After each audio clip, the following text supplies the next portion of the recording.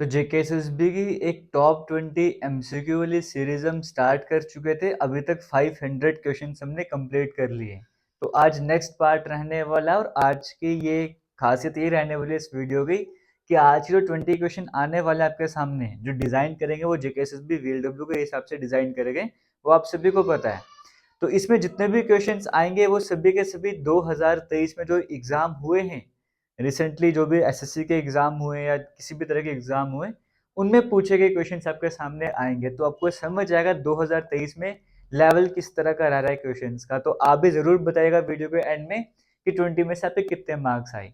Start करते हैं आज की इस वीडियो को। फर्स्ट क्वेश्चन आपके सामने स्क्रीन में चल रहा है। यहाँ पर देखो कहा गया है, in Feb 2022 India government launched which operation to bring back Indians stranded in Ukraine. 2022 में भारत की सरकार के द्वारा कौन सा ऐसा ऑपरेशन चलाया गया था जिसके थ्रू यूक्रेन में जो इंडियंस फंसे हुए थे उन्हें वापस इंडिया में लाया गया था। चार ऑप्शन आपको देखने को मिल रहे हैं, operation flood, operation Kyiv, operation Ganga या फिर ऑपरेशन मॉस्को। तो अगर हम बात करें यूक्रेन रशिया की जो लड़ाई चल रही थी 2022 में, हालांकि जिसकी जो खतरनाक लड़ाई जिसके बारे में सबको पता लगा था कि इनके बीच में लड़ाई वगैरह भी होती है, वो 2022 में सिस्टम था वो वाला। और अगर हम उस टाइम पे इंडियंस की बात करेंगे, 20,000 के करीब इंडियंस जो है वो यूक्रेन में रहा करते थे, जिसमें से 16,000 तो सिर्फ ऐसे थे जो सिर्फ स्टूडेंट थे, जो सिर्फ पढ़ने के लिए वहां पर गए थे। तो इस तरह का डाटा हमारे सामने आया था। और हालांकि जब तक लड़ाई सही तरीके से स्टार्ट होती उससे पहले ही ये सारे इंडियंस को कहते थे कि बॉर्डर क्रॉस कर जाओ। तो बॉर्डर क्रॉस करते फिर भी 5-6 हज़ार वहां पर रह गए तो उन्हें इवैक्यूएट कर गया था वहां से। तो यहाँ पर जो ऑपरेशन चलाया गया था उस ऑपरेशन का नाम था operation Ganga. Option number C correct answer हो जाएगा। और एक ट्विटर हैंडल भी स्पेशली इसी पर्पज से बनाया गया था, ओपी यानी कि ऑपरेशन गंगा हेल्पलाइन उसका नाम रखा गया था, ये भी आपको पता होना चाहिए। तो फिलहाल option number C correct answer हो जाएगा। इसी के साथ चलते हैं आगे, नेक्स्ट क्वेश्चन की बात करते हैं।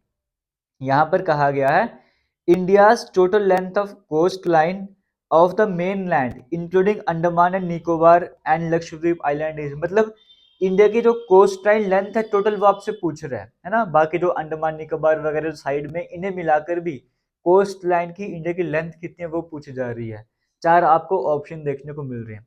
और लास्ट की उससे पहले वाली वीडियो में क्वेश्चन आया था कि कोस्ट लाइन में कितनी इंडियन स्टेट्स आती हैं। तो अगर आपको याद है तो अच्छी बात है, तो रिवाइज कर लो। अगर मैं मैप दिखा रहा हूँ, नहीं भी दिखा रहा तो भी आपको सीक्वेंस पता होनी चाहिए। गुजरात, फिर महाराष्ट्र, वो गोवा था, कर्नाटका, केरला, फिर यहाँ से तमिलनाडु होते हुए आंध्र प्रदेश में जा रहे थे, उड़ीसा, वेस्ट बंगाल, इस तरह से करके आ रहा था। और यूटी में तो सभी अंडमान निकोबार हो गए, दमन दीव जो मर्ज हो गए वो ले लो, लक्षद्वीप ले लो, इस तरह से ये सारी जो यूटी वगैरह की बात करेंगे सारी भी अगर सबको मिला दिया जाएगा तो 7516.6 किलोमीटर ऑप्शन नंबर सी में देखने को मिल रहा है।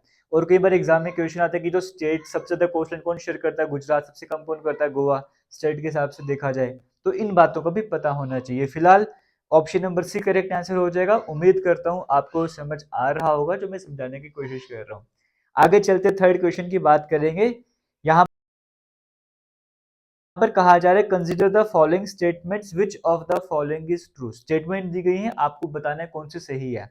पहले स्टेटमेंट में कहा गया है, the black soils are generally clay, deep and impermeable. Second में कहा गया, they are rich in phosphorus, nitrogen and organic matter. Third statement में कहा गया है, black soil is also called as regular soil. और ऑप्शन नंबर डी में कहा गया है, crops like chilli, oily seed and jowar grow well in it. देखो ब्लैक सॉइल की बात करेंगे, एक बड़ा फेमस है क्वेश्चन बनता है कि ब्लैक सॉइल या कॉटन सॉइल या रेगुलर सॉइल किसे कहा जाता है, तो वो ब्लैक सॉइल को कहा जाता है। यहाँ से आपको इतना समझ आ रहा होगा कि ऑप्शन नंबर थ्री स्टेटमेंट तो सही है, तो मतलब सेकंड वाला ऑप्शन नहीं सही हो सकता, इतना कंफर्म हो गया था। अब ऑप्शन नंबर ए में ब्लैक सॉइल से जनरली क्ले, बिल्कुल क्ले टेक्सचर इनका होता है, डीप होती है, वो ऑप्शन नंबर ए भी सही है। स्टेटमेंट पहली भी सही जा रही है और तीसरी भी सही जा रही है। तो अभी तक आगे चलते हैं और देख लेते हैं। सेकंड स्टेटमेंट में कहा गया, they are rich in phosphorus, बिल्कुल फॉस्फोरस का कंटेंट उनमें ज्यादा होता है। Nitrogen and organic matter, calcium भी ज्यादा होता है लेकिन नाइट्रोजन और ऑर्गेनिक मैटर की तो कमी होती है उनमें, ये इनमें डेफिशिएंसी होती है इनकी। तो इसका मतलब जो बी वाली स्टेटमेंट है वो गलत हो जाएगी। तो इसका मतलब ऑप्शन नंबर 2 तो वैसे गलत हो गया था, ऑप्शन नंबर 3 भी गलत हो गया क्योंकि इसमें भी सेकंड देखने को मिल रहा है। और फोर्थ वाली स्टेटमेंट में कहा गया है, crops like chilli, oil seeds, jowar, बिल्कुल से सनफ्लावर सीड्स की बात करेंगे या ज्वार की बात करेंगे इन ये शुगर कैन की बात करेंगे, कॉटन की बात करेंगे, उसमें प्रोडक्शन में काम आती है वाली सॉइल की बात करेंगे, तो फोर्थ वाली स्टेटमेंट भी सही है। तो एक ही स्टेटमेंट गलत थी, वो कौन सी? ये वाले कि they are rich in phosphorus, nitrogen, organic matter. इसका मतलब फर्स्ट, थर्ड और फोर्थ ये स्टेटमेंट सही है, तो ऑप्शन नंबर 3 करेक्ट आंसर हो जाएगा। आगे चलेंगे, नेक्स्ट क्वेश्चन आपके सामने स्क्रीन में आ रहा है, यहाँ पर आपसे पूछा जा रहा है Chandigarh international airport has been renamed as. Chandigarh international airport का नाम चेंज करा गया था, वो नाम क्या चेंज करा गया था?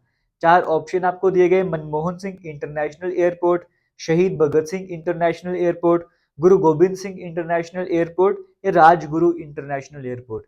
तो सितंबर 2022 की बात है, प्राइम मिनिस्टर मोदी की बात करेंगे, मन की बात में उन्होंने अनाउंस कर दिया था कि चंडीगढ़ इंटरनेशनल एयरपोर्ट का नाम जो है वो शहीद भगत सिंह इंटरनेशनल एयरपोर्ट रखा जाएगा। तो ऑप्शन नंबर बी यहाँ पर करेक्ट आंसर हो जाएगा। और बताना चाहूंगा जेकेएसएसबी वीएलडब्ल्यू की अगर आप तैयारी कर रहे हो या वाइल्ड लाइफ जैसे किसी भी एग्जाम की तैयारी कर रहे हो, तो फिलहाल वीडियो के कमेंट सेक्शन में आपको वीएलडब्ल्यू के टेस्ट सीरीज का लिंक मिल जाएगा, जिसमें फुल लेंथ मॉक टेस्ट और सब्जेक्टिव टेस्ट आपको देखने को मिलते हैं। साथ ही साथ वीएलडब्ल्यू के फुल कोर्स का लिंक भी मिल जाएगा, और बाकी कोर्सेज को ज्वाइन करना चाहते तो उनका लिंक आपको वीडियो के डिस्क्रिप्शन बॉक्स में मिल जाएगा। और इसी चैनल पर प्लेलिस्ट वगैरह भी बननी है, अगर आप एप्लीकेशन से नहीं पढ़ना चाहते, प्लेलिस्ट हर तरह की आपको इस यूट्यूब चैनल पर देखने को मिलेगी, वीएलडब्ल्यू के हिसाब से भी बनाई है, वहां पर जाके भी आप वीडियोस देख सकते हो। नेक्स्ट क्वेश्चन आपके सामने स्क्रीन में आ रहा है, यहाँ पर कहा जा रहा है अकॉर्डिंग टू सेंसस 2011 दो। अब देखो क्वेश्चन कैसे पूछा गया है, ये जितने भी क्वेश्चन आपसे डिस्कस कर रहा हूँ मैं सभी के सभी 2023 में पूछे गए हैं। जेकेएसएसबी एग्जाम की बात नहीं कर रहा, मैं एसएससी के एग्जाम की बात कर रहा हूँ। नेक्स्ट क्वेश्चन देखो आपके सामने स्क्रीन में आ रहा है, क्योंकि कहते हैं कि एसएससी का पेपर डिफिकल्ट होता है, इसीलिए मैं वो जो क्वेश्चन आपके सामने ला रहा हूँ। अकॉर्डिंग टू सेंसस 2011, सेंसस 2011 के हिसाब से देखा जाए, what is the population of tribals in India? Tribals की पॉपुलेशन कितनी है इंडिया में? और जितने भी क्वेश्चन सारे जो आपका सिलेबस है ना, पहला टॉपिक करंट अफेयर्स, तो उसे क्वेश्चन देखने को मिला। दूसरा टॉपिक आपके सामने इंडियन फिजियोग्राफी का था, उसे देखने को मिला। तीसरा टॉपिक आपका जैसे क्रॉप्स वाला था, वहां से देखने को मिला। फिर ट्रांसपोर्ट का था, वहां से देखने को मिला। तो पूरी सीक्वेंस में चल रहा है, जैसे सिलेबस में क्वेश्चन टॉपिक दिए गए उसी सीक्वेंस में क्वेश्चन आपको सामने लाता हूँ। यहाँ पर कहा गया अकॉर्डिंग टू सेंसस 2011, अगर 2011 के सेंसस की बात करेंगे, what is the population of tribals in India? Tribals की पॉपुलेशन कितनी थी इंडिया में? देखो क्वेश्चन कैसे पूछा हुआ है। तो चार ऑप्शन दिए गए थे, तो ट्राइबल्स की पॉपुलेशन थी वो अप्रोक्सीमेट 10,42,80,000 कुछ इस तरह से करके थी। तो option number C correct answer हो जाएगा। और ये 8.6% थी पूरी इंडिया की पॉपुलेशन का, और उस टाइम के हिसाब से देखा जाए तो 500 से 550 ट्राइब्स इंडिया में थी। 2011 के सेंसस के डाटा के अकॉर्डिंग हमें पता लगता है। फिलहाल आगे बढ़ते हैं, नेक्स्ट क्वेश्चन पे आपके सामने स्क्रीन में आ रहा है, यहाँ पर कहा जा रहा है which of the following is the largest peninsular river in India? India की सबसे बड़ी पेनिनसुलर रिवर, साउदर्न जो रिवर आती है उसमें बड़ी कौन सी है? क्या वो कृष्णा है, या वो गोदावरी है, या वो कावेरी है, या फिर वो महानदी है? तो देखो गोदावरी करेक्ट आंसर हो जाएगा, जिसे दक्षिण गंगा के नाम से भी जाना जाता है। इंडिया की सेकंड लॉन्गेस्ट रिवर आप इसे कह सकते हो, और ये जैसे महाराष्ट्र से ओरिजिन होता है, फिर घूमते घूमते जाके बे ऑफ बंगाल में जाके ड्रेन हो जाती है। तो ये बेसिक से कंसेप्ट है, हो सकता है आपको डिस्चार्ज वाला पोर्शन भी दिख रहा हो इसका। तो फिलहाल ऑप्शन नंबर बी यहाँ पर बिल्कुल सही आंसर हो जाएगा। वीडियो को शेयर जरूर कीजिएगा।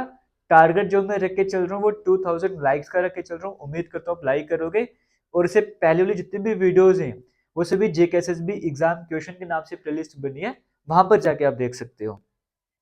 नेक्स्ट क्वेश्चन जो आपके सामने स्क्रीन में आ रहा है, वहां पर लिखा गया है which of the following is an agro based industry? चार ऑप्शन दिए गए, इसमें से कौन सी एग्रो बेस्ड इंडस्ट्री है? क्या वो एल्यूमिनियम है, कोल, आयरन एंड स्टील है, या फिर शुगर है? एग्रो बेस्ड इंडस्ट्री नाम से पता लग रहा है एग्रीकल्चर बेस्ड इंडस्ट्री है ना, जो एग्रीकल्चर से रिलेट करती है डायरेक्टली या इनडायरेक्टली, वो हमारे पास आ जाएगी। तो जैसे एल्यूमिनियम, कोल, आयरन, स्टील जो तो नहीं रही, शुगर इंडस्ट्री तो वो करेक्ट आंसर हो जाएगा। रबर इंडस्ट्री हो जाएगा, राइस मिल्स हो जाएगा, है ना, ये ऑयल्स वाली हो जाएगा, कॉफी टी वाली इंडस्ट्री हो जाएगी, सारी किस में आती है? एग्रो बेस्ड इंडस्ट्री में आती है। तो इसका मतलब option number C correct answer हो जाएगा। आगे चलते नेक्स्ट क्वेश्चन की बात करते हैं। विच डांस शायद स्पीड ज्यादा होगी, तो आपको ऑप्शन मिलता है यूट्यूब में स्पीड कम ज्यादा करने का, आप उसके हिसाब से मैनेज कर सकते हो। Which dance is performed by women of Maharashtra? Maharashtra की वुमेन कौन सा डांस करती है, आपसे वो पूछा जा रहा है, फिर महाराष्ट्र के डांस फॉर्म आपसे पूछी जा रही है। घूमर डांस, घूमर तो कहाँ का है? घूमर तो राजस्थान वाली साइड का है।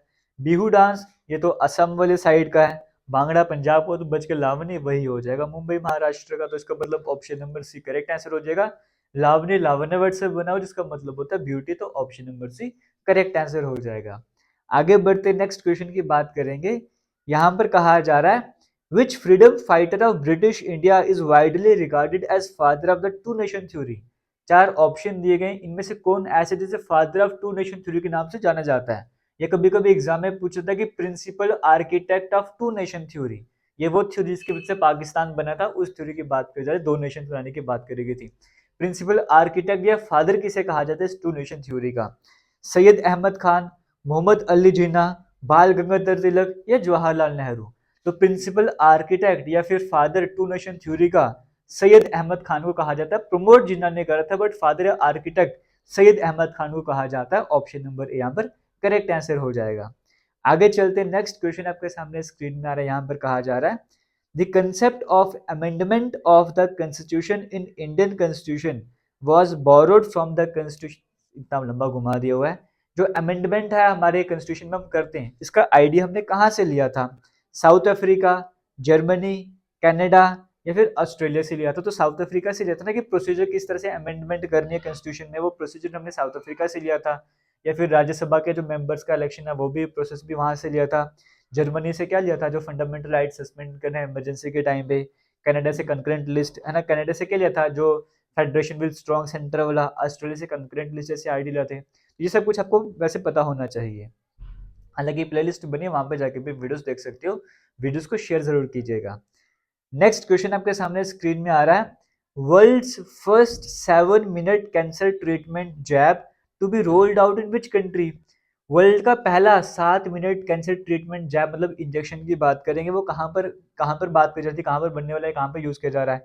इंग्लैंड, यूएसए, यूएई या फिर चाइना में? तो यूएसए में बात करी जाती है। Option number B correct answer, जहाँ पे कहा गया था कि ये इस इंजेक्शन के बाद क्या होना था या क्या होने वाला है कि जो भी कैंसर पेशेंट हैं, एग्जाम्पल लेके चलो, उन्हें 100 दिन लगते हैं ठीक होने में, 100 दिन की उनकी मेडिकेशन चलती है। तो अब उनको 100 दिन के बजाय इस जैब के बाद, इस इंजेक्शन के बाद, जो 100 दिन अगर पहले लग रहे थे, 25 दिन में काम खत्म हो जाएगा, 25 दिन में ट्रीटमेंट पूरा।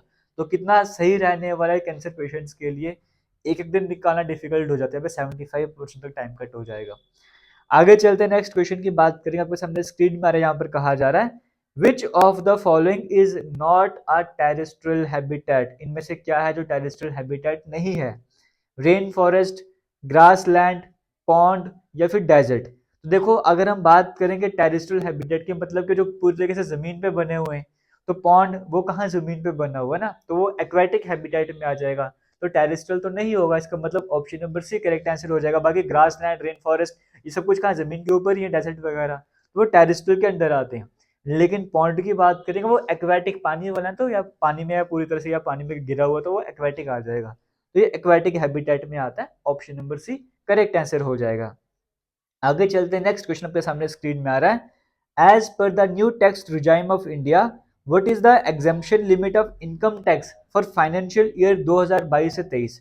जो भी हाल ही में इनकम टैक्स रिजाइम आई थी सामने, जो जिस पर हमने डिस्कस भी करता वीडियो से, उसमें कहा जा रहा है कि एग्जेम्पशन लिमिट क्या थी इनकम टैक्स की, कहाँ तक छूट मिली हुई थी, वो लिमिट क्या थी?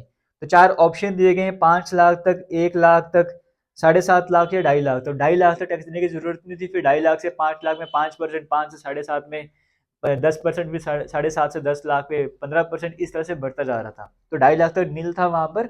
ऑप्शन नंबर डी यहाँ पर करेक्ट आंसर हो जाएगा।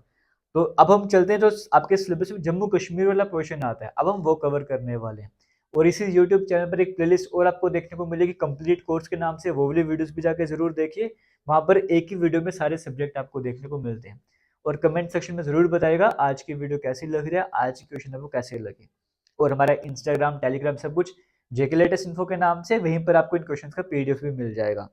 यहाँ पर कहा जा रहा है which among the following forts was built by general Zorawar Singh the famous Dogra general. ये चार फोर्ट, चार किलों के नाम दिए गए, इनमें से कौन सा किला ऐसा है जो जनरल जोरावर सिंह जी के द्वारा बनाया गया था? ये लिखा हुआ बानासुरगढ़, भीमगढ़, पिथौरगढ़ या फिर देवलगढ़। तो भीमगढ़ रियासी में जो है वो इनके द्वारा बनाया गया था। ऑप्शन नंबर डी यहाँ पर करेक्ट आंसर हो जाएगा। आगे चलते हैं, नेक्स्ट क्वेश्चन की बात करते हैं। यहाँ पर कहा जा रहा है which of the following is a major rabi crop ground in Jammu Kashmir. कौन सी मेजर राबी क्रॉप है जो जम्मू कश्मीर में जिसको उगाया जाता है, इस तरह सब कह सकते हो।